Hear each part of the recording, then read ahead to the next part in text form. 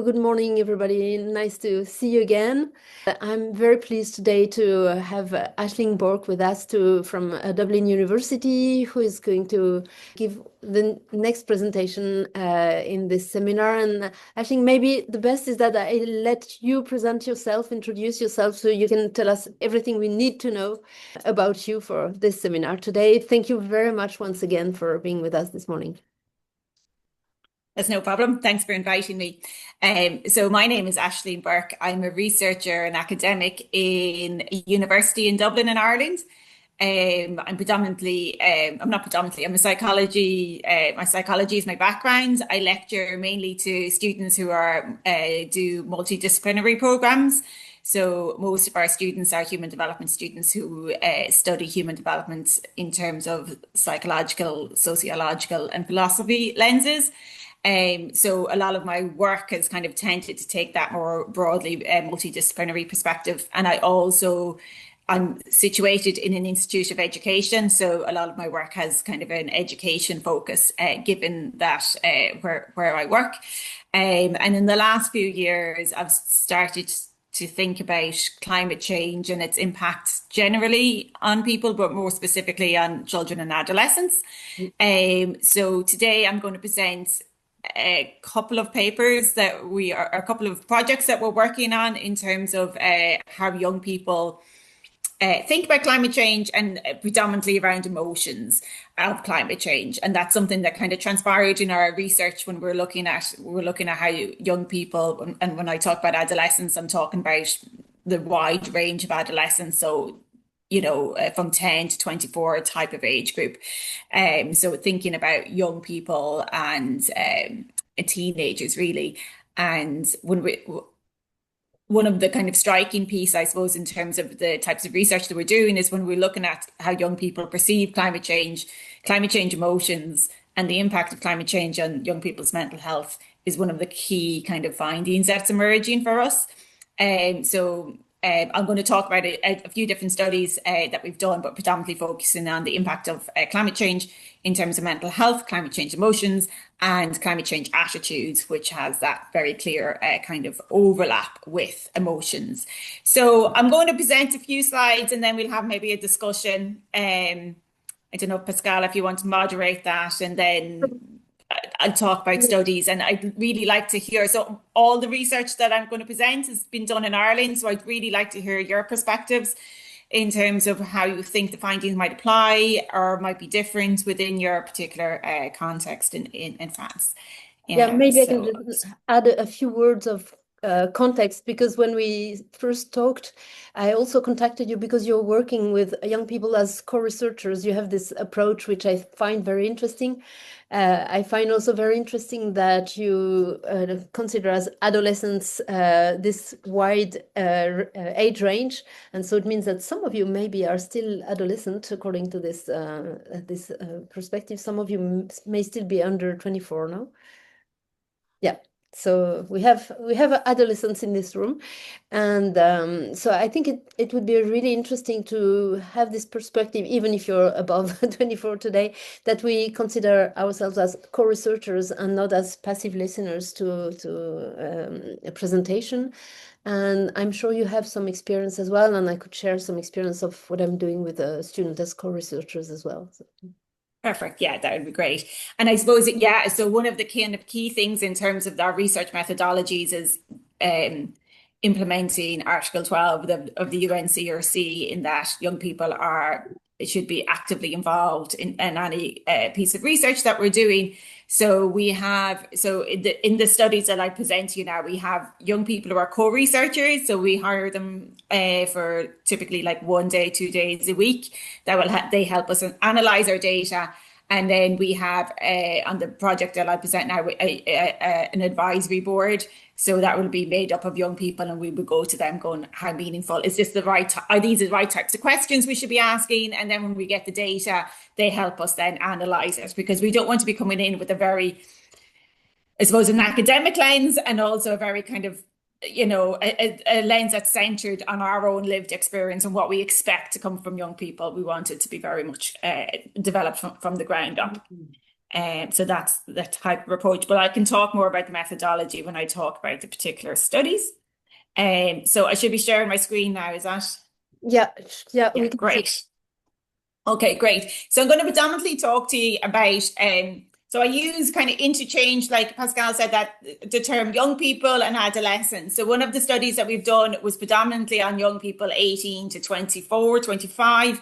And another one was on adolescents, which would be more at the 10 to 24 age group. So I kind of use the terms interchangeably. So in terms of climate change for young people, we know that young people, children and young people are the most affected in that it will affect them throughout their lifespan. The consequences of climate change and the associated consequences in terms of biodiversity loss, pollution, air pollution, water pollution, etc. All of those are going to impact them right through their lifespan. So for people who are in the middle age like myself, we're seeing those impacted, but they're not. I haven't been exposed to those particular impacts since birth, and I suppose most recent research. I'm just going to move this over here. Okay, so we know that they're most affected. It affects them across their lifespan, but also least responsible. And one of the themes that came out from a research study we did last year was that kind of intergenerational injustice that young people feel. They feel that, that older generations are the one most responsible, that made decisions around particular use of fuels, for example, and they're the people who are feeling it and experiencing it most. And so what comes with that is a lot of frustration and anger that is different than maybe people at different stages of the lifespan in terms of how they think about climate change.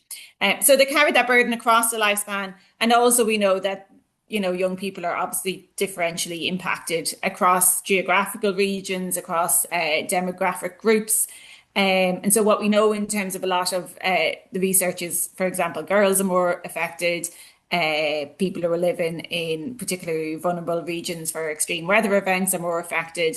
And then existing socioeconomic risk factors for mental illness tend to be exacerbated in particular groups. So, a child in Dublin is going to have a whole different experience of climate change than a child growing up in Madagascar, for example. They are worlds apart in terms of the resources that are available to them, but also the very direct impacts of climate change that they will have. And they're also quite different in terms of the support systems that they might have if they're displaced because of extreme weather events. So when we're talking about it, context is so important. But even within a very high resource country, like a rich country like Ireland or France, we know that some groups are more differentially affected as well. So children who are experiencing precarious housing, like we have a very significant homelessness crisis in Ireland. And children and young people who are homeless will experience the impacts of flooding, for example, in a different way. They may not have a place a support system for it to go. If they're newly migrated to Ireland, then they will have, again, different experiences. So we have all of these kind of cascading effects that they impact different groups differently.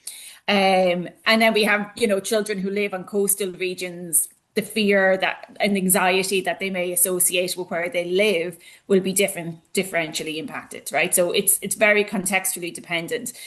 So if we're looking at like education for well-being, our climate change education needs to be broadly. So within Ireland, within our context, climate change education tends to be focused on the scientific implications of climate change, which we know are really important for young people to understand. They tend to be integrated in geography modules, science modules, but we know that the mental health impacts and the emotional, the effective responses to climate change tends to integrate across the curriculum. So what we're seeing in Ireland broadly in terms of education is a more focus on well-being within education. So we have these kind of broad curricular areas that are called well-being. So far, there hasn't been a movement towards explicitly linking that well-being to climate change, but we're hoping I'm hoping, into the future that we will consider more the impact of climate change, not just as a scientific domain within the education space, but within the space of how it impacts our well-being, our individual well-being, our relational well-being with other people, and then broader planetary well-being. But I think that's a particular shift that we probably need to see more of. We have only this year, we have a new subject at our more senior level of post-primary of secondary education, that is climate action and sustainability, which is a really positive move for us. But we'd like to see it more integrated and not just within those science or geography modules, but also within other modules. We have a social, personal and health education module, and it gets a curriculum area in primary and post-primary. So we would like to see climate change education being integrated there, because we know climate change education is associated with a lot of difficult knowledge. You know, the difficult knowledge in terms of the frustration and the anger that young people can experience, the grief that's associated with it, but also the idea that, you know, that some regions are more responsible for it. So how do we teach children about climate change, the causes and the consequences of climate change, in a way that kind of minds their well-being by also acknowledging the implications of it? And that's kind of a tension in terms of how do we teach difficult knowledge. And, you know, there is quite a bit of research, I suppose, in terms of how we teach difficult knowledge in global citizenship education generally. And I think we could probably apply that more specifically to climate change in terms of dealing with difficult emotions, and how teachers plan to do that, and how they themselves as, you know, professionals consider the climate crisis, and then consider the emotional implications of that. So I just really wanted to kind of acknowledge that kind of role of well-being in our curriculum. Can I just ask a quick, maybe not quick, but a question about that? Because what we teach and what we do research on also depends on education politics. Of course, at the moment, we have a lot of discussions about what should we teach about climate change. In France, we have a very big focus, not so much on well-being. It's been talked about in the past few years, but at the moment, it's mostly about social and emotional learning. And within social and emotional learning, the choice is mostly on emotion regulation, on the capacity to collaborate, to work with others, not as much as I would like things like develop critical thinking and creativity. And it can't be just by accident. I think it's a real choice that is being decided on a political level. And we as researchers, we can be critical, we can think about it, but how much latitude do you have to introduce these changes? It's no coincidence at the moment that there is no real link between education for well-being or social and emotional learning and climate change, because they are seen as two different things. And in a way, climate change education aims also not only at informing students, but at giving them the tools that they need, because they will be in charge within a few years. And whereas well-being aims at making them, maybe it's a bit crude to put it that way, but education aims at teaching students to become, as we say, responsible citizen. And at the moment, we live in a capitalist environment. And so the goal of education is to make the students suitable to the current system. And that's why I think there's so much focus on emotion regulation, to make them individually responsible for their own emotions, even in a difficult context. They're also trained, or we're trying to educate them to be able to collaborate and to find new solutions, to think out of the box. So I'm a bit long, but I'm trying to put two different questions into this link between well-being and education to climate change. And my real question was, what is the latitude we have as educators or researchers when we have also educational politics, which are maybe not completely innocent? Yeah, I mean, all of those debates are similar ones that we're having in Ireland, in terms of the different actors that are influencing education policy. We've very recently had a shift in terms of our primary curriculum that moved a little bit away from social and emotional learning to well-being more broadly. One of the criticisms that I would have of that is it doesn't define well-being, so it's about how teachers themselves interpret it. And I think it's intentionally that they don't have one particular kind of discipline that's deciding for them, but equally it means that teachers themselves are interpreting what well-being is, and it's also associated with physical well-being. So there's a lot of there's yeah, I suppose there's a lot of room for interpretation.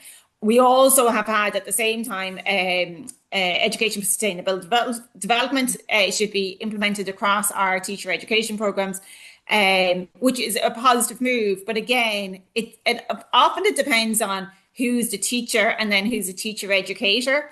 So if you have teacher educators who are particularly interested in this, you might have, we have a specialism for our primary education students, so they can choose to do it. But that's only 30 out of 430 students who will choose to do that.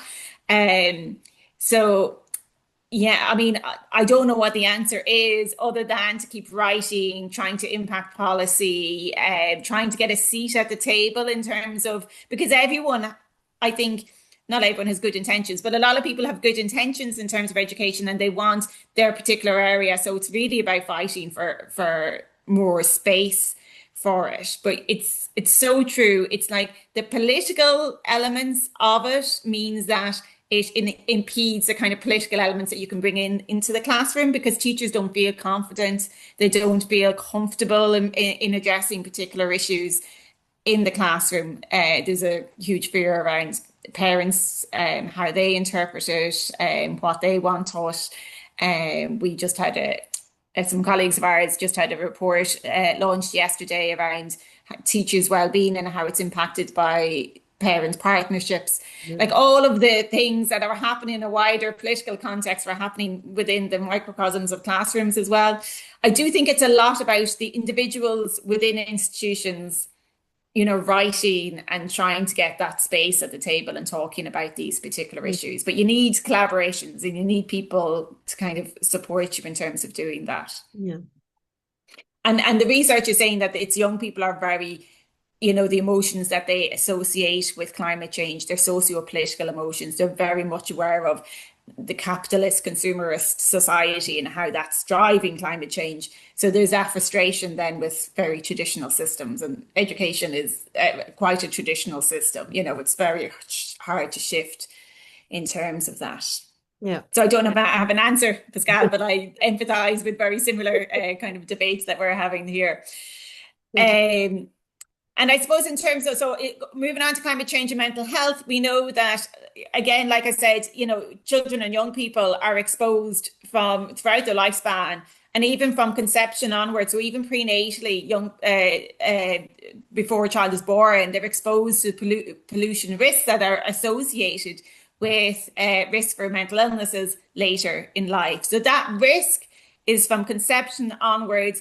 For psychopathology, children and young people, particularly at risk because of their developing brain, because of their existing vulnerability to disease, they're still growing, their physiology isn't yet developed. So for example, airborne viruses are more susceptible to it, and then the associated mental health impacts that might be associated with things like, for example, asthma, and those type of things. And also, we know that children and young people have limited agency and autonomy. So they have limited capacity to adapt to threats. They're very much relying on the adults or the systems within their context to be able to mitigate the impacts or adapt to the impacts of climate change. And so that then increases their risk more so than we would see in adult populations. And the impact in terms of pre-existing vulnerability. So we know there are very significant socioeconomic inequalities in mental health generally. And so the impact of climate change exacerbates those. again, because we know demographic and geographical regions are impacted differentially. The resources are accessed differentially. So if you have somebody from a high resource family in a rich country and they're experiencing climate anxiety, they would typically have a pathway in which they can get mental health supports. Other countries or other families or contexts may not have that same access to supports.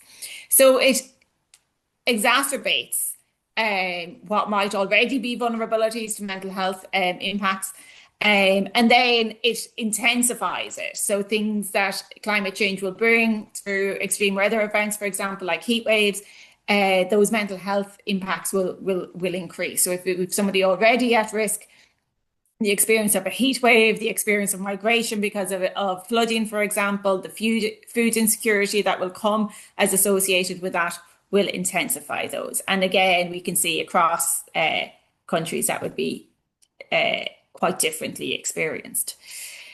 So in terms of those impacts, they can be immediate. So we see the impact in terms of depression, anxiety, post-traumatic stress, those very significant psychopathological impacts.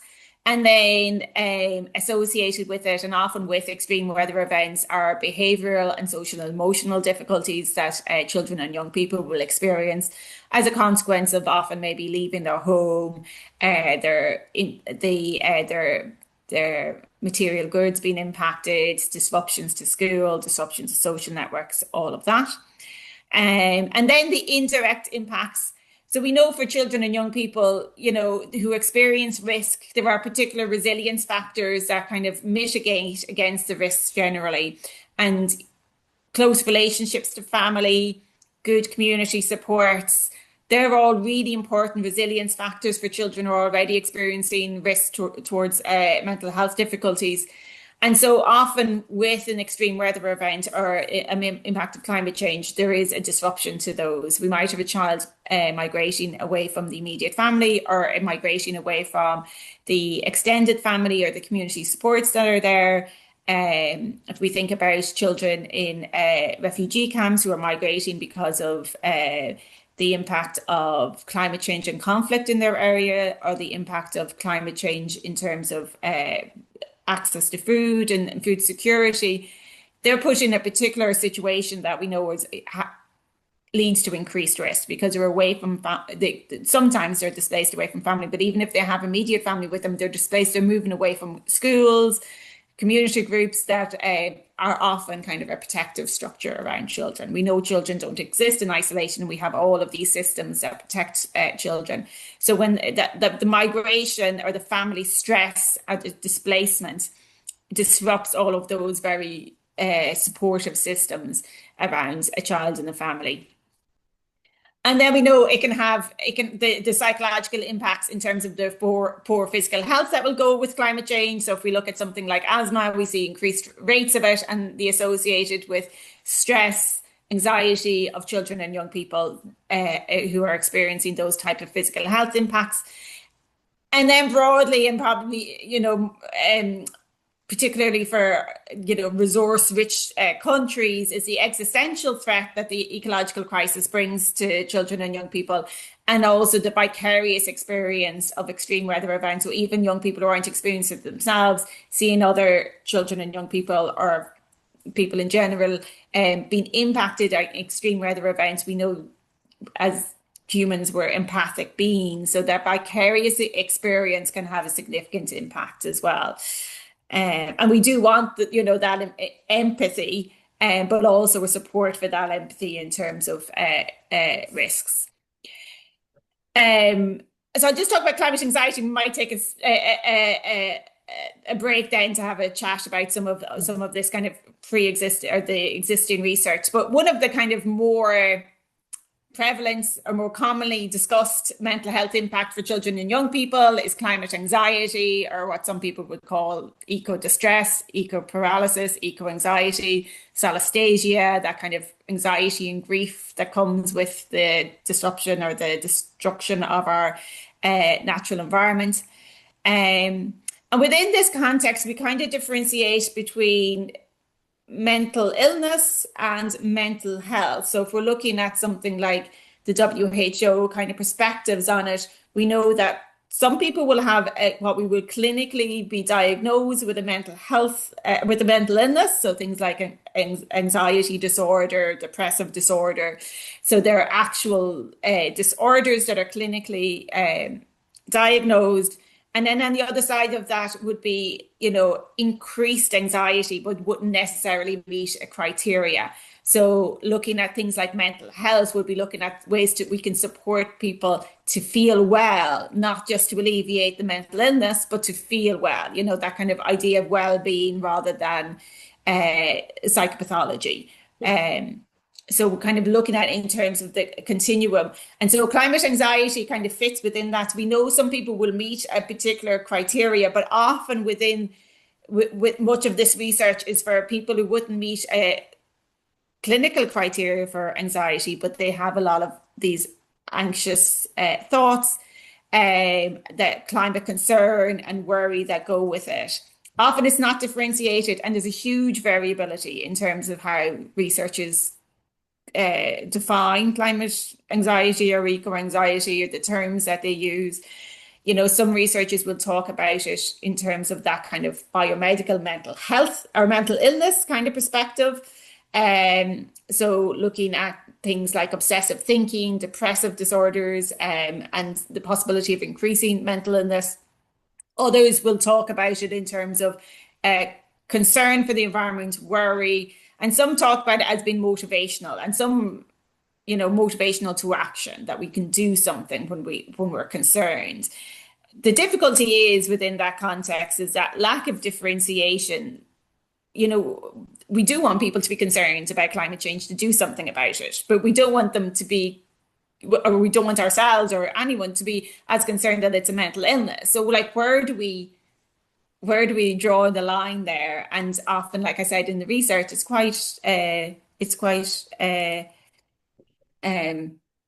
not very well defined.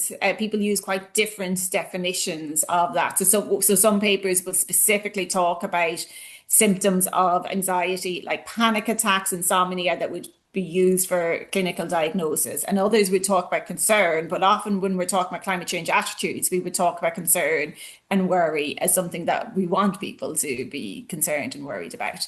So maybe this might be a good point to really see any discussion points or questions. Yeah, do you have any comments or questions, either online or in the room? Yeah, please. Yeah.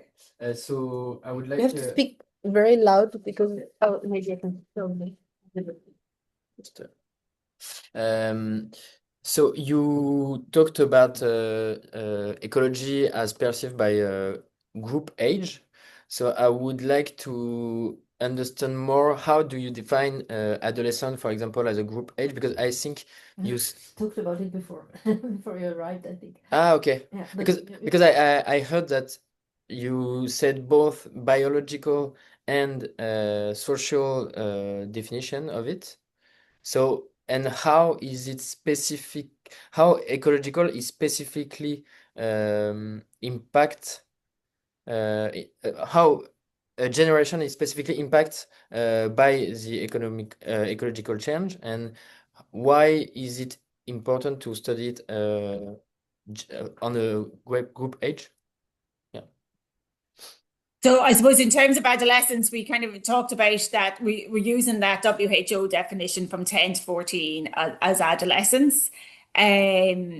But we kind of use the term adolescent and young people interchangeably, because we know that some young people prefer not to be referred to as adolescents, some people do. And that particular definition is drawn on kind of brain development, so that physiological, biological development, and that we see that, but also we know in terms of the kind of period where people are still in education before larger kind of adult moratoriums around marriage and stuff are being put off for later, the idea of emerging adulthood, emerging from 18 onwards. So that's kind of the definition that we're using for adolescence. And sorry, what was the second question there? I think my question is more like, how is this group of age, adolescents, have a common experience of climate changing? Because I think this is the concept of studying a generation. It's saying that this group of person have a common experience, and we are looking at what is it. So it could be eco-distress, eco-paralysis, etc. So how is it specific in a generation? Because I think there are a lot of different group of people of social situation in a generation. So what is specific when you study a generation?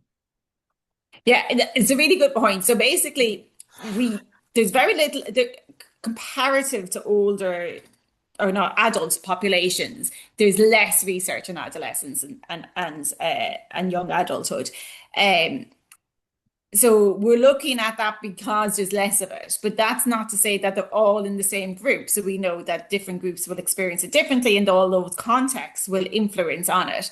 But even say, for example, the research I'm doing in Ireland, we know that there are groups. So I'll present in a study now, and there are kind of 3 clusters of groups in terms of how they understand climate change. Some are more concerned, some are less concerned.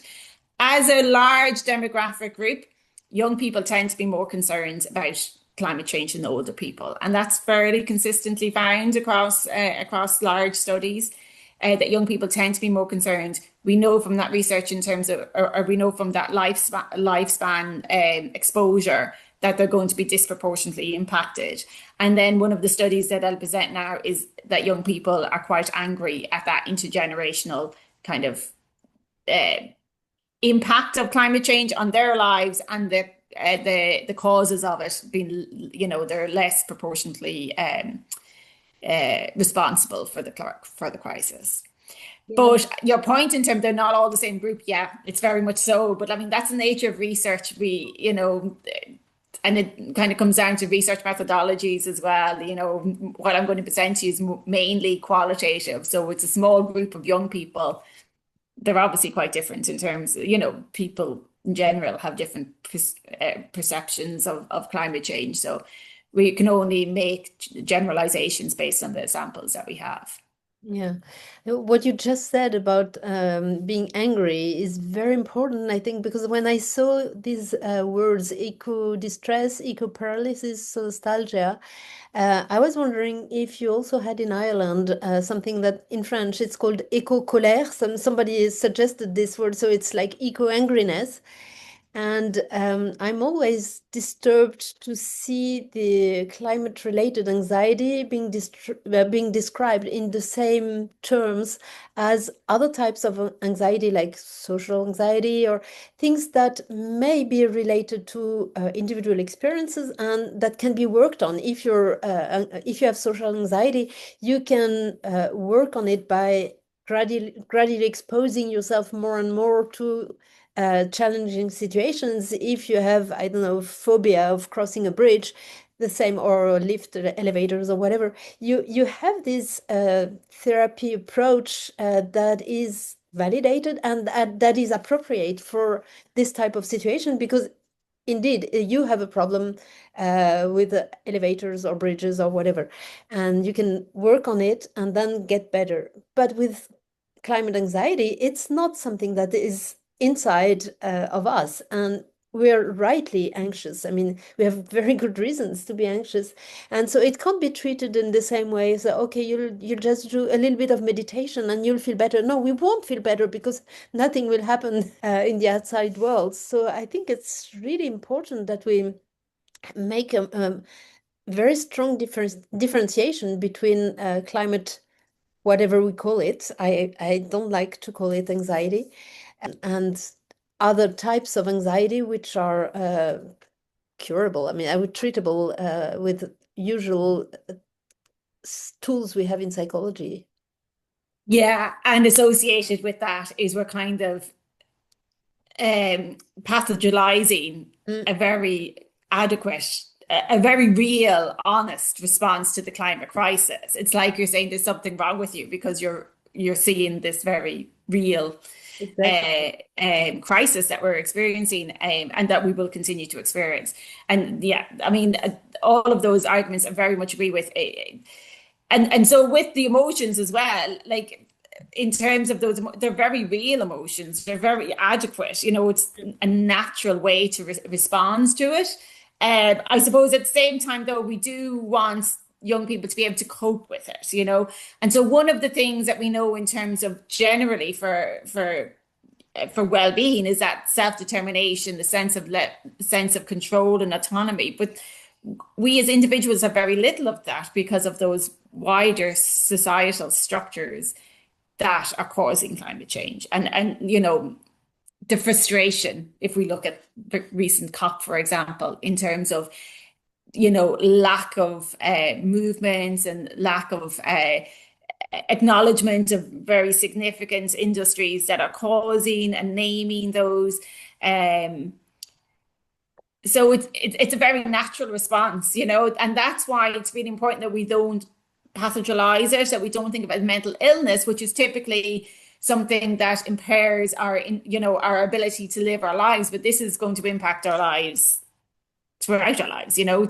And you're right in terms of that individual response. We often, you know, that idea of carbon footprints as well. We think about the individual causes and then the individual response as if it's an individual's responsibility to deal with this large global crisis.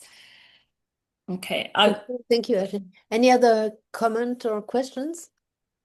Online, you can also ask questions on in the chat if it's easier. Okay, otherwise we can just go on. Okay. I'm going to talk very quickly about just a systematic review we're doing, because one of the things we know is that extreme weather events caused by climate change lead to particular mental health impacts. And we're doing a systematic review at the moment, and a particular study in Ireland on flooding, because flooding is probably the most common extreme weather event that we would experience in Ireland. And very recently, in the last couple of days, we've had communities who are impacted by flooding. And when in terms of that review, the most common problems as a result of flooding are post-traumatic stress. So intrusive memories of the experience, like things that we would typically see in terms of post-traumatic stress disorder, you know, intrusive memories, trouble sleeping, feeling on edge. And then, so they're the most common, and then depression and anxiety that's associated with that. And the effects in terms of those experiences can last for months and even years after the water is gone. And obviously people who experience flooding themselves experience it more significantly. But also people whose lives weren't directly impacted. So again, it goes back to that kind of vicarious experience or the empathy with others are likely to have, so people who experience it directly have more mental health impacts, unsurprisingly, but also people whose homes weren't flooded also whose lives were disrupted also experience those mental health impacts. In terms of the study we're doing now, one of the key things that's kind of coming out, emerging from a data, and this is with adults, was the fact that communities feel like they're left behind, that the frustration, I mean, obviously the impact of flooding is very significant on their lives, but the frustration that systems around them aren't supporting them, you know, that governments, that they feel isolated. So even at like that point you made there, Pascal, in terms of being an individual piece, our research is indicating that even communities feel like they're left responsible for it. So they have to deal with it rather than having these broader governmental responses to it. And that then exacerbates. So we know all of these mental health impacts from extreme weather events. We know we're going to have these extreme weather events much more frequently. And we have to address those. But exacerbating it by not mitigating and adapting to it is something that can be done by particular systems, but it's not been done. So that just makes it takes, you know, that idea of the self-determination theory, it takes the autonomy and the control away from it. And so I'm going to talk then about more specifically about emotions and the feelings and the affective states that are associated with climate change and climate injustices. So for the most part, there's kind of this differentiation between positive and negative emotions. I don't necessarily think we should really use that taxonomy as a dichotomy, because we know in terms of human emotions, there's quite a lot of overlap between them. You know, negative emotions don't always bring poor well-being. The idea of anger can be motivating for us, so. But for the most part, the research tends to indicate that there is these kind of negative emotions like threat, sadness, anxiety, depression, anger, and positive emotions that often go with the engagement with climate change or the collaboration that will come with it. Sense of empathy, belonging, empowerment. And they're really just natural responses to the realization of the climate crisis that we're in, that we find ourselves in. One of the main kind of emotions that's used quite frequently that people talk about is the idea of hope. And there's large debates in terms of the literature, in terms of like the extent, should it be termed realistic hope, or what is that hope that we should have, and I'll talk to you about one of the findings that emerged from a qualitative study was because we specifically were asked young people, what do you think of hope? And they were like, hope, like, what's the point? That kind of Greta Thunberg quote, we don't need your hope, we need you to do something. Our young people were very much kind of that kind of ilk, that there was very little hope within it. But we know, so the idea that they're negative emotions is kind of presuming that we shouldn't feel them, but they're natural responses. And sometimes there can be important motivational processes and public processes as we react to climate change. So things like public protest emerge from senses of anger, frustration, and fear. And they're really important that we have those to show that kind of collaborative rising up as a response, because we need something to kind of counteract the everyday life as normal capitalist fossil fuel reliance perspectives. So, thinking about those emotions, not necessarily as a negative thing, that we experience, but as something that can be a driver for a different way of being and a push towards kind of more public uprising, I suppose, in terms of the climate crisis and responses. And then positive emotions have been associated with the antecedents and also the consequences of engagement and action, particularly for young people. The idea of particularly like working together on something, the positive emotions that come from that engagement can be really empowering. But what's frustrating then is the sense that goes nowhere. When we see, I presume you had something similar to the Fridays for Future. Was that a couple of years ago? That has really lost its momentum here in Ireland, but maybe 4 or 5 years ago it had a lot. But that frustration that it wasn't really going anywhere. We didn't see, or the young people involved in it didn't necessarily see those huge changes in terms of policy shifts or the kind of life is normal. So we know that in terms of those emotions can be important for engagement, and then engagement can help young people feel more in control, have a better sense of solidarity, and often kind of lay the groundwork. In terms of, as developmental psychologists, we see how that can be like a life. A kind of a turning points in the lifespan can then lay the groundwork for lifetime commitments towards climate change action. It can kind of build a kind of sense of collective efficacy in terms of reducing that ecological threat, but it doesn't necessarily take it away. So they're really difficult kind of ideas to grapple with. So the idea that collective action can lead to better senses of solidarity. And if we look at things like that Decky and Ryan theory of self-determination theory, one of the key parts of that, or two of the key parts, one is relatedness and one is autonomy or control. Relatedness kind of can become associated with those collaborations and those that solidarity we get from collective action. And then the autonomy is the extent to which they can do something, that any of their actions has any kind of impact in terms of, and so that's what's one of the kind of most difficult things about climate change engagement is that geographical distance that we often feel in terms of, it's not something that's impacting me right now. the social distance, it's not impacting me, but also that temporal distance. I mean, we're seeing the impacts of climate change even in less vulnerable countries like ourselves more frequently now, but people don't necessarily have it on their agenda, as much. We still have like pockets of politicians whose climate change is their particular agenda, rather than it being on, it's not something that comes up in the doorsteps when people are canvassing, for example, in Ireland. So I'd open that again up to some questions or discussion.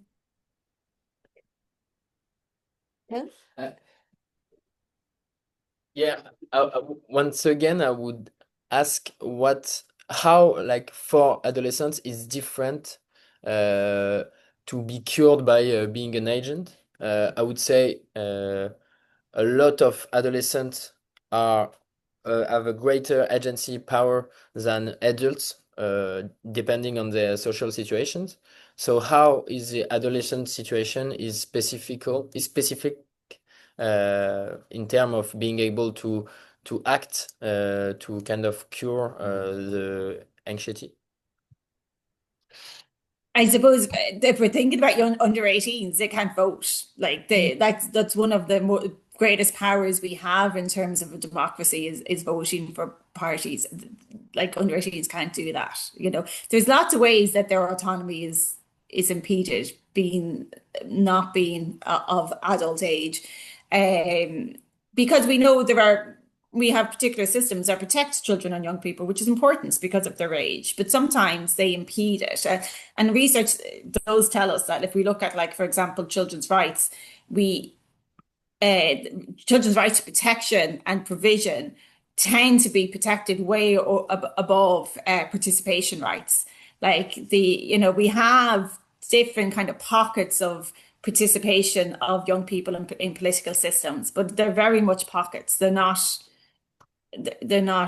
spread throughout. So I think their autonomy is limited more than I mean, everyone's autonomy is limited in a certain way, but the fact that they can't engage in that political process is particularly frustrating for them. Yeah. But I would say that for some adolescents, for example, have the possibility to act for, I don't know, like reproduction of international like I would say that. Sorry for my English. Yeah, no, just say Yes. Like some children from high social classes can act and can be represented in the like mediatic class, for example, or can meet other children from the international childhood, I would say, I don't know, adolescents. For example, les reproductions de l'ONU, je sais pas qu'on appelle ça. Like those kind of things exist, but in another way, if you're an adult from a poor social class, you really have no way to express, and you are you could be way more exposed to climate change than if you are a children. So how I'm not sure I really understand how like the adolescent or the childhood group shows something specific. Like, for example, you said like 100 studies were made about social climate change on children. But like in those studies, do you have like a knowledge of what social class those children belongs, and is there like psychological differences in like the reception of the climate crisis? It's a lot of So your point in terms of people being differentially affected is definitely true. Not all children have the same control, and so that is a disproportionate effect in terms of those socioeconomic risks and the geographic risks that we talked about already. So that's broadly, we know that's the case. So I very much agree with what you're saying there, that young people will be differentially impacted. Some of them will have a higher social capital, cultural capital. They'll have better schools for engaging. Like all of those things will play a role in it. But as a broad group, they also can be seen as a group that has less voice in the political sphere in terms of change than adults, because they cannot vote and they cannot participate in political, for the most part. They can't participate in political spheres in the same way as adults can. Like we have a child participation unit in one of our departments in Ireland, but for the most part, they're all adults who are making those decisions, you know. So we have a kind of movement towards it, but for the most part, it's adults making decisions. You know, if we look at, for example, the European Green Deal has no mention of the role of children and young people in terms of developing those. So, like, we do know that they're within the group of adolescents and children that there are people will have more voice than others, but as a group they tend to have less voice. But then also within, like, I agree with you, in the adult groups there will be some people who have more and a less voice because of their social capital, or whatever term you might want to use for that. Just to say that those 100 studies were studies on flooding and mental health. So that was a mixture of adults and young people. That was specifically looking at flooding and extreme and mental health.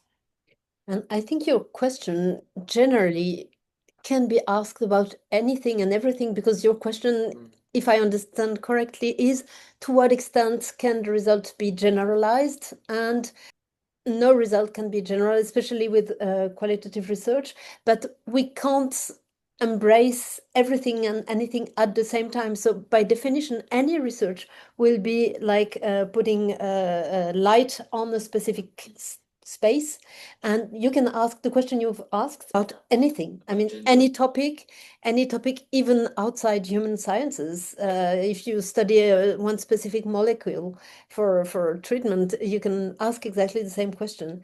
So we know the limits of our studies, I think, and Ashling was very clear. And for instance, when you said you take adolescents from 10 to 24, of course, in this age group, half of it are people who can vote. So they, from that point of view, they may be closer to the adults, but at the same time, they are not responsible of the current situation to the same extent, not as much as older adults who have been in this world for a long time and contributed more to climate change.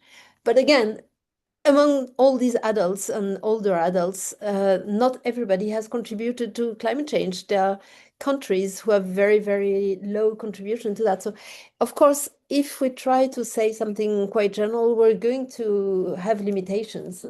But I think we're all aware of it, and it should be taken as a kind of the premises of our reasoning. So.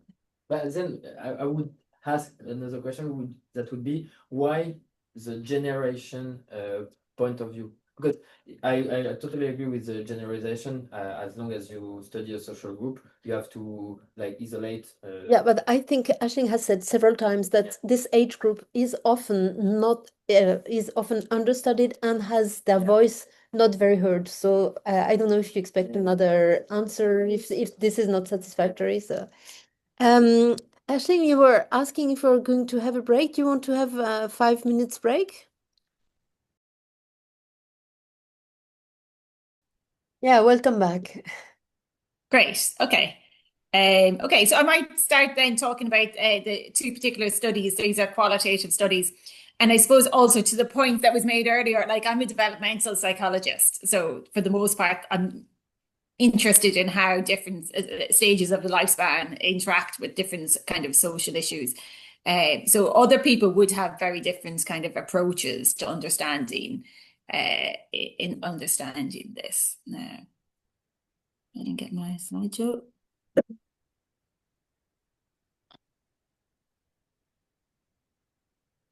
Okay, is that shown again there? Yeah, it's full screen now. Great, perfect. Okay. So I'll talk to you about two studies, but mainly this one study, because the other one we're still preliminary, is still very preliminary. We're just analysing the data as we go through it. So this was called the CCE study. It was a piece of research that we worked on with a group of young people in Ireland that are it's called the Climate Ambassador Programme. It's run by a civil society group, and they have climate ambassadors from all ages that work in their communities but we worked with the young climate ambassadors that they had in a youth advisory panel. So they kind of advised us in terms of what for the most part, we were looking, the main research questions were how do young people perceive climate change and the recommendations for education. They were very, very broad. But what we found was they had very little recommendations for education because their experience of education was quite minimal in terms of climate change education. For the most part, they were talking about kind of broader socio-emotive experiences of climate change. So we had an advisory panel, and then we had a young co-researcher. So there was a young person, she was 24 at the time, who did most of the focus groups and was kind of within that kind of age group of our participants. And we did a range of focus groups and interviews in schools and colleges around Ireland. And the young people were aged 15 to 25. And we used a photo voice methodology. So there were focus groups mainly. I think there were 3 interviews altogether, but mainly focus groups. And we asked the young people to take a picture of their local environment or find a picture, an image online of what climate change represents to them. And we use this methodology. It's a methodology that's used often with kind of sensitive topics to help people discuss it in a way that maybe sometimes they don't have the language to express some of their feelings around it. And so the idea of images can help in terms of that expression, but also it can kind of facilitate us talking about different themes that are important to the participants. So rather than, we had like a topic guide, but rather than just being focused on the topic guide, we then focused on the particular images that they brought. So some young people took images of, litter in their area, or they took pictures of the coast and how that was eroding. And then some people took images from the internet. So I'll show you some of those, and we thematically analysed it. So like I said, there was very little in terms of recommendations for climate change education other than change the systems. It was very much, education is not going to be able to solve this problem.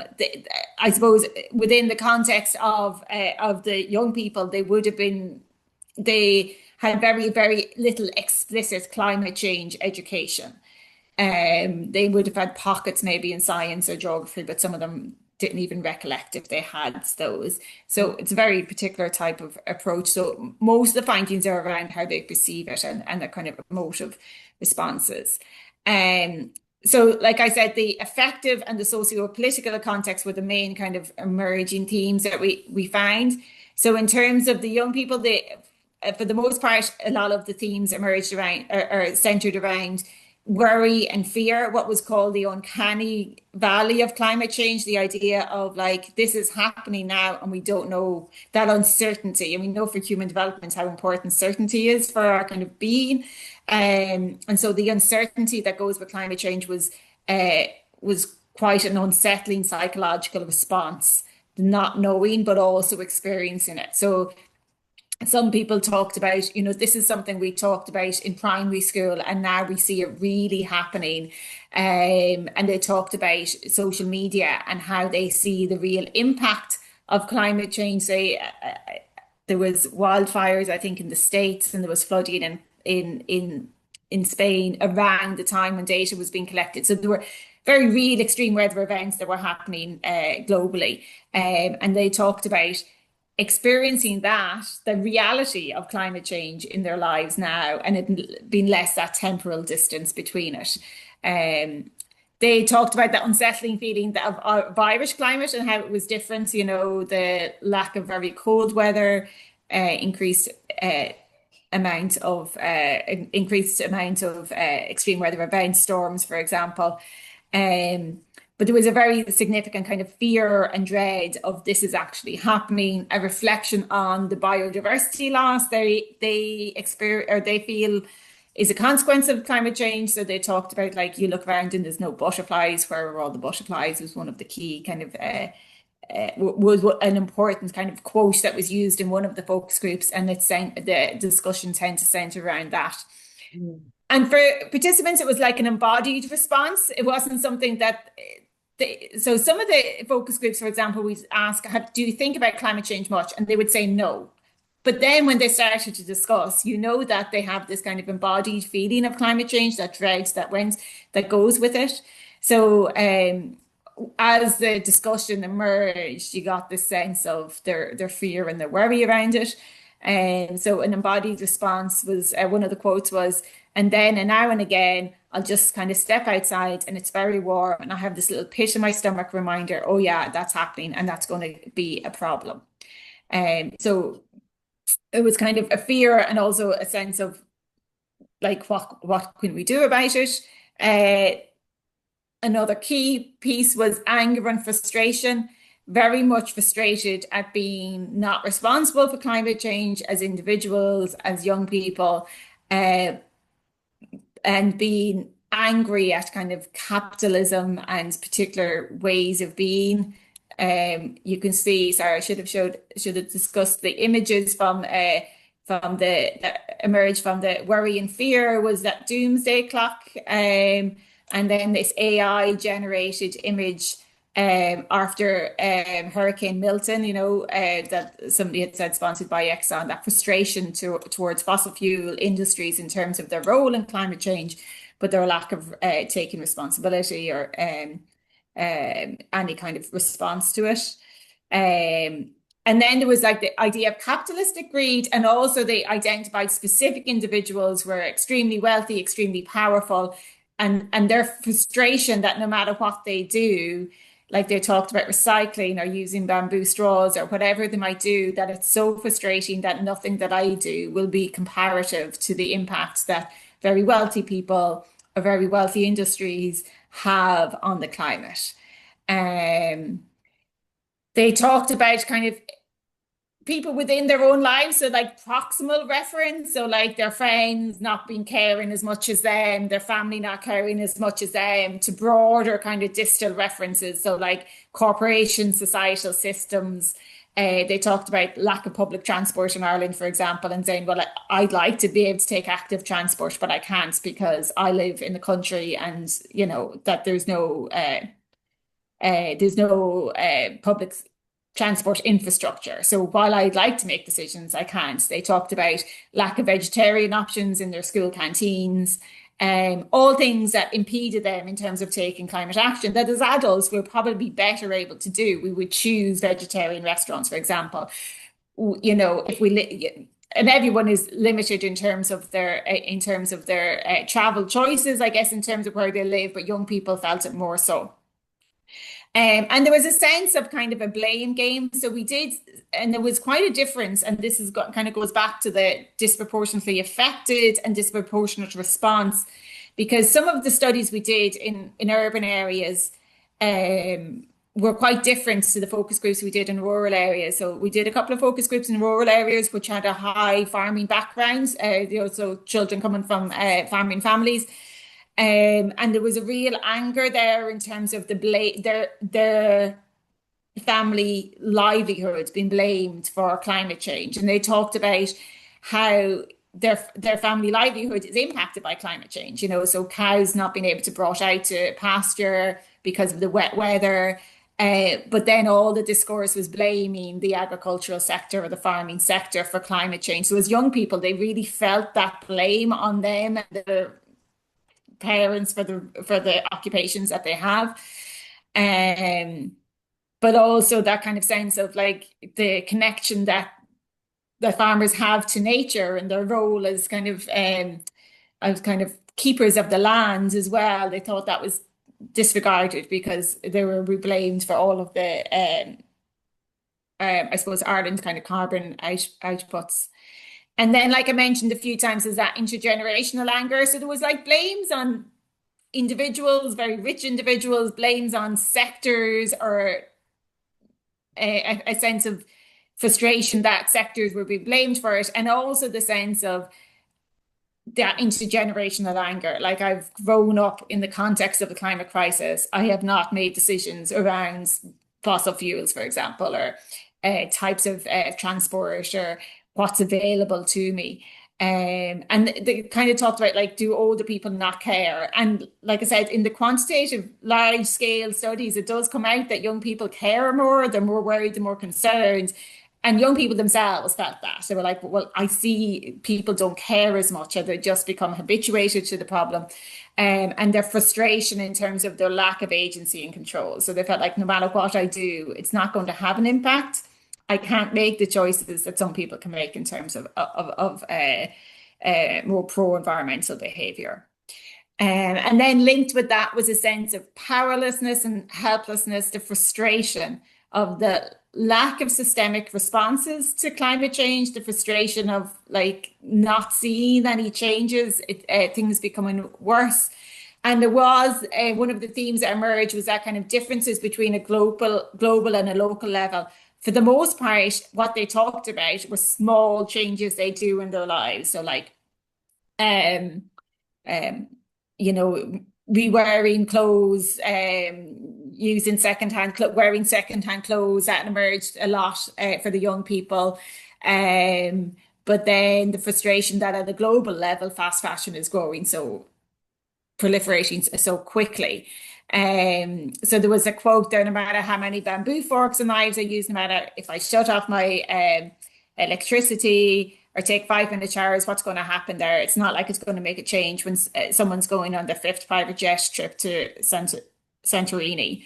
And there were particular kind of celebrities who were named as being blamed for some of that.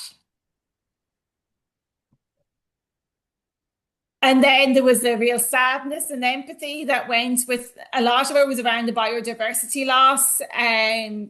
You know, the extent to which, so that some of the images that were brought in were local biodiversity impacts of climate change or pollution. So there were images of birds, and there was discussion about the lack of bird song that, and around that time there was a large kind of a study done in Ireland on the impact of climate change on birdsong and how there's a significant reduction in birdsong because of climate change. So there was a discussion around that, and just their exposure to the same level of the richness of fauna and nature is limited because of climate change. But also the images that they brought in were kind of, you know, the typical image of the polar bear in a ice cap. That was brought into a couple of them. And it was the empathy for less about humans in other areas of the world, but about animals that are affected in other areas of the world. But some empathy for victims of large-scale events. And again, they talked about social media as being a role in terms of agency, that they felt like I'm better able to see what's happening because people that I wouldn't have met in real life that I know are being impacted by these extreme weather events. So it's kind of been a conduit towards that empathy. And I think that's kind of important because you're probably having the same debates around social media bans and stuff for young people in France as we're having here and in Australia. But within this, they talked about and again, these were adults, but they talked about social media as being a role in terms of solidarity and feeling empathy towards other people. And so, like I said, we asked specifically about hope. You know, do you have hope? To what extent does hope help you in terms of your emotive, effective responses? And it didn't really emerge. It definitely didn't emerge organically. And when you explicitly asked about it, they kind of said, we can't be blindly optimistic. This is a very significant crisis that we're experiencing. Hope is not going to get us anywhere. And they mainly talked about hopelessness. One of the main, and this is, I don't know if this would be found in your context, and I'd like to hear about it, is humor was used quite a bit. So a lot of the images they talk about, like the US president, for example, and they use examples in a very humorous, kind of dark way. You know, the idea not all billionaires are bad. So when they got to the stage that there were quite deep embodied feelings of frustration and anger, it was often offset by humor. Like somebody within the group would make a humorous response, and it was like seen as a coping mechanism. And often that does go with like feelings of grief and loss. So people try, it's a particular coping mechanism to use humor to try and deal with it. and quite a significant amount of disconnection. I try and ignore it. There's no point in worrying myself and feeling really anxious over something that realistically I'm not going to have anything to do with. So I might stop there again and see what people's perspectives on that. Like, is it something that maybe mirrors people's experiences in terms of response to climate crisis? I had a question. I think the methodology is very interesting to ask people to bring something that symbolizes climate change. At the same time, we always have bias in our studies, and doesn't it create a bias that will focus on negative emotion and negative aspects, because they're not going just to bring a beautiful picture of a beach somewhere in the world, because we know that all these beaches may get flooded by the water level rising. So I'm asking that also because when we conducted our research with the students, when we were discussing the topics, one of the topics they wanted to explore in the beginning was, why are some people reluctant to take actions to change their behaviors, to do something to protect the planet? And at that time, I told them, because they're real adolescents, I mean, they're like 15, 16, I told them that it could be quite depressing to focus only on why people who are not doing anything don't want to do anything, because also research already brings some answers to that. And therefore, I directed them more towards some questions that I felt could be more empowering, like the question of civil disobedience. And so this idea of bringing a picture as a starting point for discussion, I think induce a very, maybe at least has a lot of chances to induce a very dark mood and discussion mode and emotional mode. So I don't know what you think. Yeah, potentially it did. Now, we didn't say not, they could have brought pictures of climate protests. They could have brought pictures of more uplifting, you would find kind of more hopeful images. They didn't, and potentially it did. And I suppose in terms of bias as well, also to note, and we're finding it with our current study as well, when you go into schools, often the teachers try and pick the students who they think will give you the right answers, and so there's that kind of bias when you're recruiting through schools. So you could tell that they were kind of nearly the ambassadors for the school that were coming into the focus groups. And so some of them were talking about the actions that they do within the school and how empowering they find that. But again, I'm like, well, I think there's probably a bias in who the teachers chose to be part of the focus groups. I don't think they chose them. I mean, you've got informed consent and all of that, but I think the nature of going in recruiting through schools, and they want their school to be represented. So they're like, in one of the focus groups, the teacher sat in on the focus group and I had to ask them to leave because you could just tell the responses were just not as you would like them, not as honest or as forthright as you'd like them to be, So yeah, I think the photo voice methodology potentially does bias it, but actually did enrich it. And in some cases, like, the young people didn't know where to start. So just having the image, why did you choose this image? And it helped us get at the local and the global. So like, for the most part, the younger adolescents, so like the 15 and 16-year-olds, brought in the local images, whereas the older ones, the ones in universities and colleges brought in the kind of images from the internet, the sponsored by Exxon type of it. Yeah, that's an amazing one, yeah. So really our conclusions and recommendations from that was really the importance of that socio-political education responses that you mentioned at the beginning, Pascal, in terms of how do we do it at kind of formal and informal. So because we worked with the climate ambassadors as part of that program, that's a kind of informal education piece that they do. So although we might be frustrated with the formal, and we do want the formal to be, to take that particular perspectives around socio-political responses, the way that you can have action as well is through informal education and partnering with different groups that do it, because we still have some level of independent groups providing this education outside of schools. And then really, given that for the most part, most of the responses were this effective emotional response, the importance of affect-driven climate change education is really important. And like I said at the beginning, most of our education tends to be scientifically based, and our teachers don't necessarily feel as comfortable with the affect side of things, and I'm sure you're similar in that there's increasing mental health problems generally in adolescence. So we have higher rates of anxiety than previous. I mean, there's many reasons, maybe it's measurement reasons, and within our secondary school population. So the education system is grappling to deal with that, and then also bringing in these difficult knowledge things to discuss. It's difficult for teachers. I know for people who are doing work with teachers, they say, it's when you open up that box in terms of those emotional responses, how do you manage that then, within the classroom?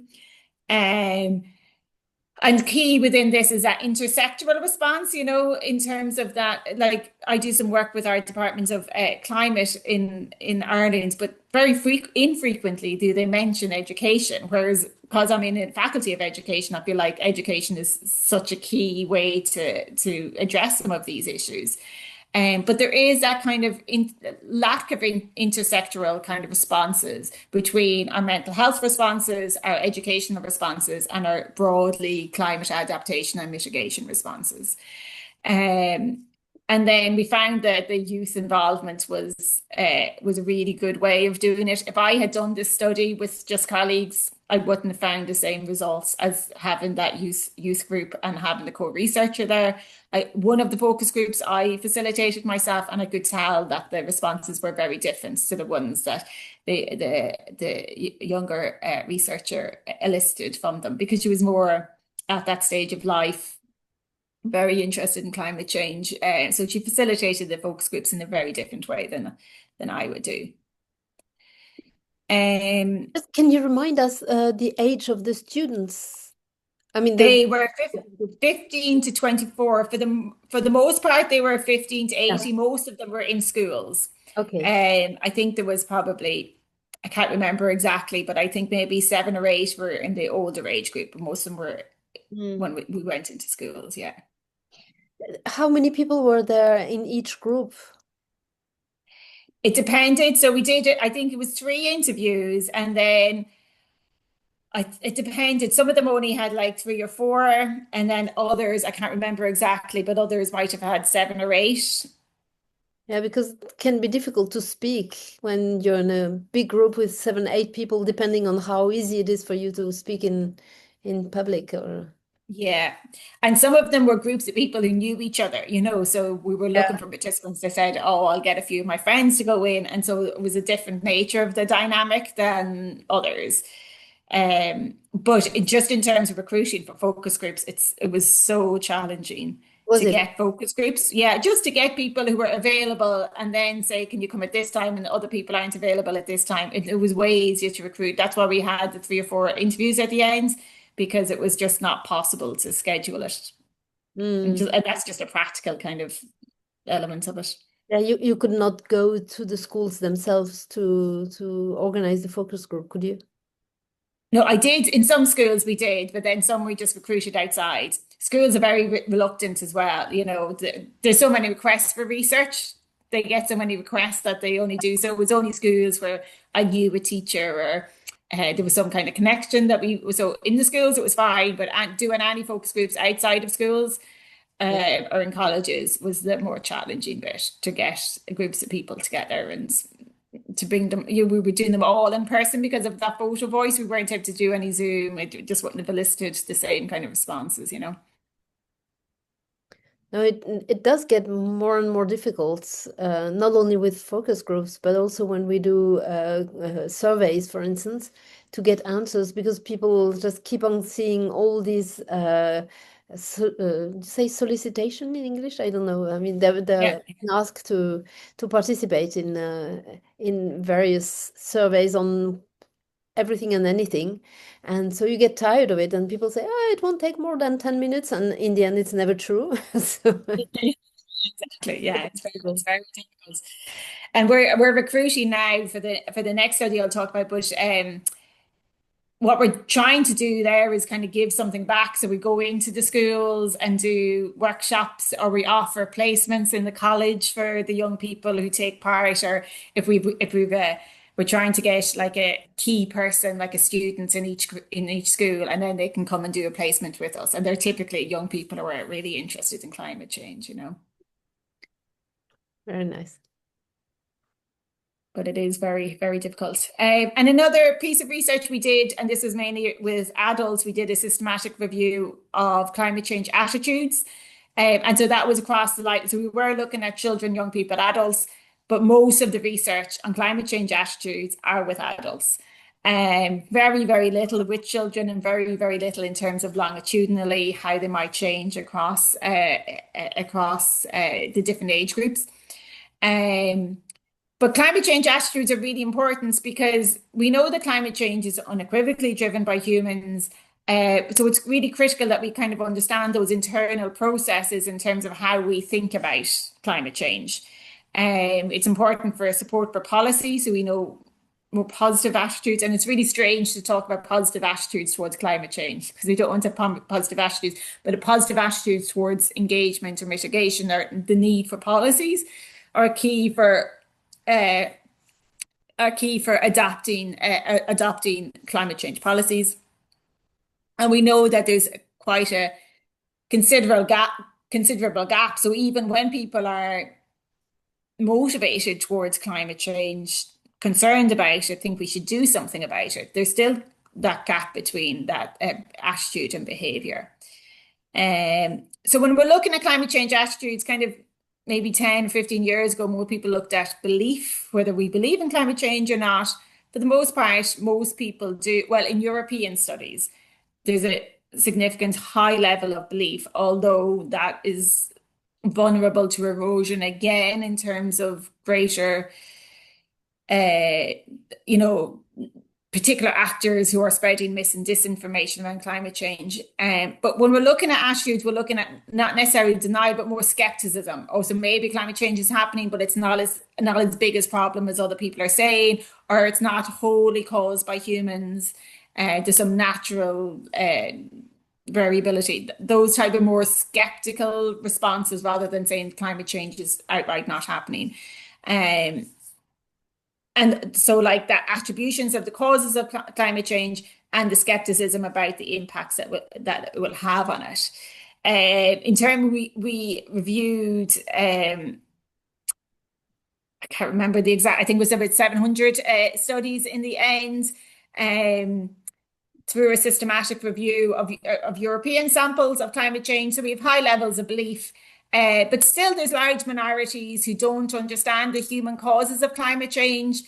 And there's quite a significant kind of gap in terms of climate literacy. So although people believe in it, climate literacy was poor. We have this large study in Ireland called Climate Change in the Irish Mind. I don't know I know there's climate change in the Australian mind, climate change in the American minds. There might be something similar in France, but Not in that study, pardon? Not that I know of. I don't know. Okay.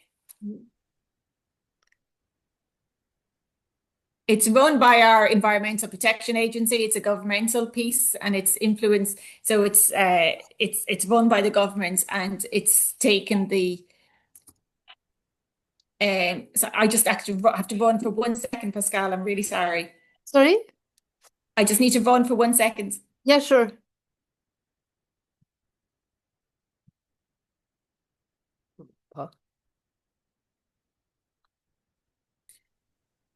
Don't worry, we're still here. Okay, great. Yeah, so the kind of biases in terms of understanding of climate literacy. So that's typically measured by the extent to which people understand the small, medium, and large impacts of the carbon emissions for different types of behaviors, or understanding of what causes the greenhouse effect. So those more scientific type of variables. there's kind of a concern about not great levels of climate literacy.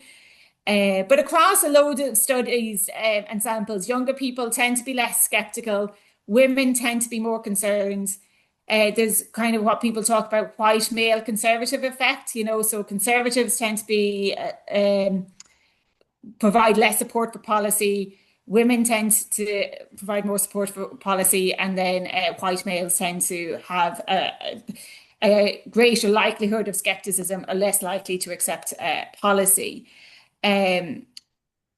Generally, left-leaning individuals tend to attribute climate change to human causes more so than right-leaning individuals. So we see the kind of, in terms of political orientations, that differentiation. That's much more strongly found in the US, in US samples than in European samples.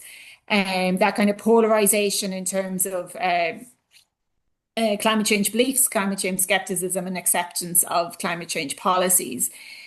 While we do see that kind of political orientation effect, it's not as strong in Europe. And in Europe, there's kind of a more kind of broader sociocultural impacts in terms of climate change engagement. So things around populism and anti-elitism, there seems to be an increased level of climate skepticism or acceptance of particular policies within the European context. And so that's got a significant impact in terms of how we communicate about climate change. So using experts may not be as appropriate for some groups than others, maybe using more community members to try and communicate around climate policies might be more appropriate for some groups that have a particular kind of anti-elitism kind of perspective. And one of the kind of concerning findings in some of the studies was the idea of as we see increased intolerance that we would want to see generally anyways towards particular groups, so immigrants, LGBT groups, that intolerance or what we call social dominance orientation, that view of some groups being better than other groups, we also see increases of climate change skepticism. So with increased kind of disinformation and misinformation, that at the same time that we're seeing these negative attitudes towards groups of people and prejudicial attitudes, racial attitudes, every increase of that also increases skepticism. So there's a kind of suggestion that there's particular negative actors who are trying to increase particular perspectives on society. And as part of that, climate change skepticism is associated with that. But in the review, we did very little research in terms of young people's attitudes. So we know for the most part, young people tend to be more concerned. But beyond that, there's not a huge amount of research on it. So it's hard for us to tell, you know, the comments about, you know, the different groups. We know very little about it. And so young people might have different kind of trajectories when it comes to their worry about climate change. So overall, as a large group, they tend to be more concerned. They tend to feel more strongly and engage in more climate change behavior. But that's a group, and they're probably the group that take part in our studies, who are engaged with it. You know, they have critical thinking analysis in terms of the information that they encounter in terms of climate change. They engage in the political marches, make lifestyle choices. So that's a group that have that higher level of concern. But we know less about the other groups of about young people. So we are doing a study now, and I've put the site up here. Now it's in Ireland, so it's very much focused on Irish young people, but it's a longitudinal study where we're trying to track through attitudes, behaviours, emotion, well-being, anxiety type of indicators from the age of 12 through adolescence. So we're hoping that more information will come from that, but I'll just finish off on this study that we're doing as part of it. And this was another qualitative study. So we're doing a larger quantitative study, but we won't have findings from that for a few years. But this was a smaller qualitative study with 15 to 18-year-olds with structured interviews. and where we did kind of a social identity map. So we asked them, are there particular turning points in your life when you start to think about climate change? We asked them to do a life drawing of their understanding of the environment, and then the people in their lives generally, and how they relate to climate change, you know. So if they drew teachers, we were looking at that. If they drew peers or friends or family, how they drew that, and did a reflexive thematic analysis. So this is very much preliminary findings. We haven't finished it.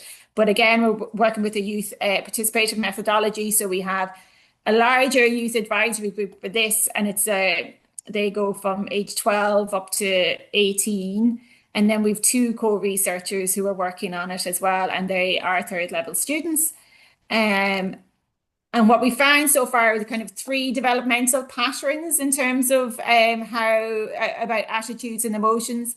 So they talked about kind of maturing emotional responses as they get older, you know. So they talked about when they were younger, less mature kind of feeling. So early feelings of uncertainty tended to shift to more concrete emotions, more sustained worry, sadness about environmental loss, and anger at the injustices.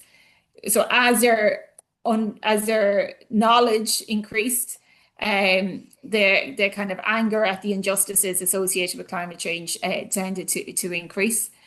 They also showed the kind of developmental changes in how they coped with the emotions. So initially there was a lot of, they talked themselves about them avoiding or downplaying the issue, but with time they engage in more intentional strategies around discussing the concerns with peers, seeking out information, and engaging in small actions that they had felt they had autonomy and control over.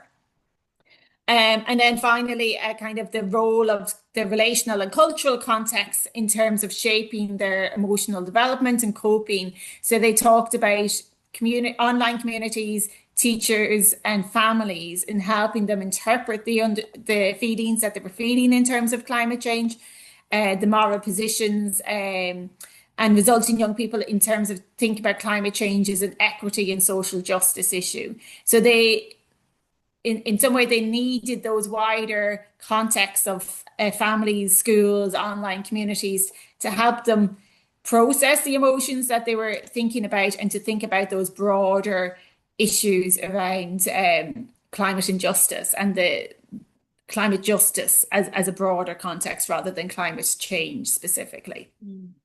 And about that, I'm echoing Corentin's question. You, in this case, you gave some different elements from studies on adults and studies on adolescents, and you didn't talk about politics about adolescents. Is it because it didn't arise, or because adolescents could be less politically aware? And also you didn't mention anything about racism or fear of or at least hostility against minorities, because it's a question we had in the study we conducted with our students, and we thought we couldn't ask directly the people where they place themselves politically on which side, because anyway, people may not be completely honest in their answers, and there's like social desirability in a way.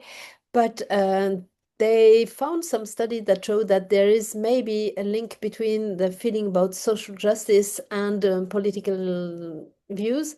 So that's why we introduced a questionnaire about social justice. And interestingly, in what you just mentioned about adolescents, this question of social justice being very connected with environmental questions arose also. So do you have any ideas why, in this case, do we have real differences between adults and adolescents, or is it a bias caused by the methodology? Yeah, we in the qualitative study we didn't, but in our longitudinal, the quantitative, we do have a measure of climate justice beliefs. And we do have like just that dichotomy of where do you place yourself on the political spectrum of left to right, you know, they just move a cursor. Why did we not look at more broadly social justice issues?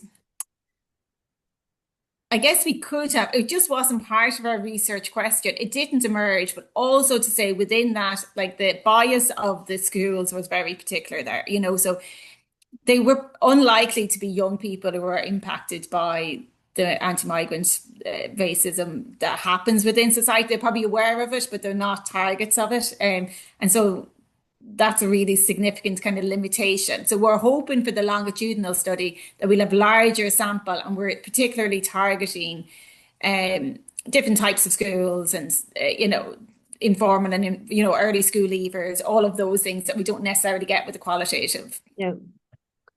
Yeah, but I think that the idea that like those social justice, how they play a role, we're seeing emerging from the qualitative data that awareness of it. But I think it's really important that we do start to teach it as all of these interconnected issues rather than, you know, something that's, you know, anti-racist education in one place and climate change in another place, you know. That's very true. And about the other study, the previous one, types of emotions that emerge, do you think they're specific to this age group? No, I don't think so. I don't think so. But like there's enough studies of adults that can look at it. But I don't think so. I mean, that frustration of the individual and how much we can do is probably felt across the lifespan. And we know then again, older people have again, you know, different kind of societal impacts in terms of what they can do. In terms of, you know, in Ireland, for example, we have a huge kind of push towards retrofitting houses and insulation and stuff like that in older houses. But older people struggle more with the kind of administration that would go with applying for grants. So there are definitely demographic groups that are kind of left behind in terms of the policy and very much feeling it. I don't think young adolescents are the only group feeling that frustration. Exactly. But maybe the intergenerational, I don't know how you say that in English, anger that you feel that some rich people and older people who could do more don't do it. I think this might be specific to this group. I don't know. Yeah. I would love to do it. I think older people have a lot to offer in terms of climate change education, because often older people will have thought about their lives in terms of weather and climate, and they remember, like, you know, the Great Storm of 1982, that type of thing. And so, and also the biodiversity loss, they have greater memories of it. So I think, you know, we could use intergeneral justice to kind of maybe as a role within education. I'd love to see more of that kind of perspectives. Yeah, that would be very interesting. Jean, you had a question. Thank you very much for sending a link, by the way. Yes. Thank you very much for your presentation. I had a question about your methodology, but you might have said it already. Sorry if I missed the point. But I was curious, what questions precisely did you ask using the photo voice methodology? And how did you choose these questions? I don't know the exact questions now, but I could probably send them to Pascal afterwards, our topic guide. So they were broadly, do you think about climate change? What do you think about when you think about climate change? How do you think it impacts? So there were very broad questions, and they were a topic guide. So it was semi-structured. Often we didn't necessarily follow it. So some of the focus groups, it depends on the dynamic of the focus group. But I can send it to Pascal, that topic guide. And then they were determined by I kind of set them out and then sent them to the youth advisory group, and they kind of modified it. So together we kind of tailored it to what we thought would be most meaningful within that group. Okay. Thank you. And again, sorry if I missed this, but is there a publication where you talk about this research? No, it's under review at the moment. So once it gets past the review stage, I'll send it on. The systematic review, I do have a publication to that, and that's in Glow. I can send that to Pascal, but that's broadly in terms of attitudes. But the young people's perspective, one of them is under review, and the other one is just preliminary analysis at this stage. So we won't get it submitted till next year, I'd say. Thank you very much, Corentin. Yes.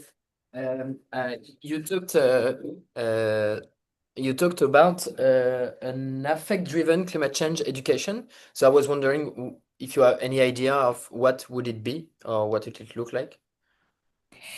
I suppose it would depend on the age group. So it needs to be developmentally specific. But I think what we talked about at the beginning, or your comments, Pascal, about that kind of social and emotional, that it shouldn't be about just regulating emotions. It should be the difficult knowledge. So is it Britzman has this research on difficult knowledge broadly when we're talking about, say, for example, anti-racism education. How do we teach about it, particularly to white children who might be, whose histories are implicated in racism? How do we teach those things in a way that we can be critically engaged with social justice issues without kind of shutting down people? So how do we teach that difficult knowledge? So in the same way, I think the same kind of approaches could be used for affect-driven, to acknowledge the emotions, but to look at the kind of underlying causes and that kind of solidarity of, the importance of solidarity in terms of that. But that will take a lot in terms of teacher preparation. How do we teach teachers to do it? Like my previous research context was on relationships and sexuality education and the difficulties that teachers have in terms of teaching these particular topics. And I think climate change kind of falls within that. But if we were to do it, it would be kind of developmentally appropriate and determined by the context, So if we have, if schools are in areas that are more prone to extreme weather events or disadvantaged neighborhoods, then they should have a particular approach to it. So it's really contextually determined. Thank you. Thank you very much. Is there any other question online or? Yeah, sure. A question. My question is a very general question, but I think that as climate change becomes more serious, it seems like social division becomes also more so deep between who don't live, who act for the climate change, and those who don't act for climate change, don't believe the climate change. So in Japan, also the United States, also a lot of people who don't act also for the climate change. So my question is the capacity of solidarity, the communicate with people, it's very important skill for the climate change, of course, but also we don't have much skill to communicate with who have completely opposite opinion, skills to communicate with people who completely opposite. This kind of skill is for me, it's very important to for the more people know the climate change and engage. A lot of people engage this problem. So is there the category of emotion, eco-emotion, come this kind of skill, come to communicate with people who don't act, who deny maybe the climate change like that.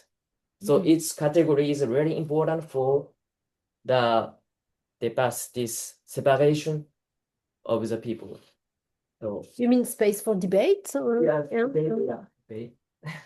Yeah, I know from the climate change in the Irish Mind that I mentioned, they are specifically designing kind of communication strategies that everyday people can use, citizens can use. So if you're talking to somebody who is denying climate change, how should you approach it?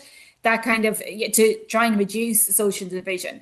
I think there's definitely political actors who are intentionally trying to divide people in terms of climate change acceptance and acceptance of policies.